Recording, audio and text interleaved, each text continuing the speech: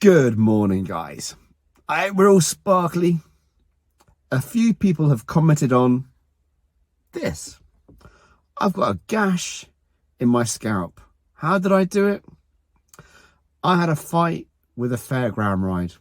I lost. I was trying to creep underneath it to get back to the dance tent because a good tune came on. Fucking come on. Yeah, bit foolish, bit intoxicated, but it was a wicked festival. Had so much fun. Would it have been as good if I wasn't intoxicated? No. Would it have been good? Probably, but not as good. Now, am I suffering as a consequence? Yes, but I did have a great time, and the memory of that great time will be imprinted in my brain. It's safe to say I've led a life of careful, considered excess. We like excess because it's fun. Take everything to the extreme. Push it to the max. But it's likely that behavior has got you into trouble. Whether it's because of your health, whether that be physical or mental health, or with the law. Because lots of things that are fun are naughty. And you could potentially get yourself into trouble. Break rules, not the law. So, I still want to be above average. I want to be the best version of myself. But I still have vices. I still have things that I shouldn't be doing, and I do things that are reckless. Carefully reckless. Not like when I was 18, 19, 20, 30. Now I'm the old age, 48 years old. I realized the concept of what? Yeah, balance.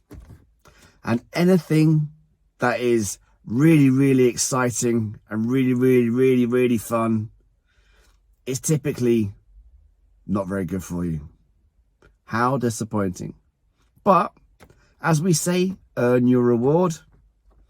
The actual reward from putting effort in to achieve the reward is far more satisfying when you've earned it. But taking the path of least resistance is fundamentally in your DNA. Why would you go around all the blocks when you can go straight from A to B? Well, it's because we don't really understand our physiology. So go back to what? Yeah, hunter-gatherer days. That's what it's all about, essentially. Put the effort in, see the reward, but put the work in. Understand your physiology. So when it comes to TRT, yes, we all want to be high normal. We all want to have guns.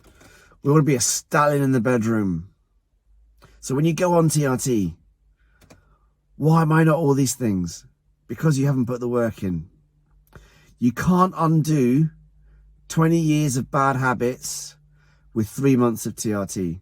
6 months, perhaps 12 months. Yeah, why not?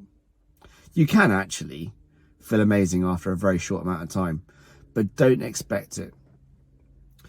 I always give worst case scenario because worst case scenario is realistic, and anything better than that is wonderful. Enjoy it, but set the bar high because I want you to work for it. I want you to work on your stress management, ice baths, breath work, mindfulness. I want you to work on your sleep hygiene. Wake up at the same time every day. I want you to work on your nutrition. Find out what's right for you. I want you to train. I want you to be healthy. I don't want you to come to me and go, well, I think I felt better when the protocol was higher 5 years ago. Okay, well, that's 5 years ago. What's happened in those 5 years? Well, this. So your subjective appreciation of your sense of well-being is always pretty much distorted. We always look back at the fond memories and go, wasn't it wonderful? It's part of human nature. It's nice, but it's not real. I'd like to go back, but no, I can't tell you that story. I'd like to go back. Oh, it's a good story. So I want to feel like I felt when I was 21. Well, it can't happen. I'm 48. Can I have the libido of a 21-year-old? Possibly, but unlikely, because life has taken its toll. So you can get a healthy libido if you understand what libido is and what factors influence libido. Lots of things in here and lots of things in here. So I love this seesaw analogy.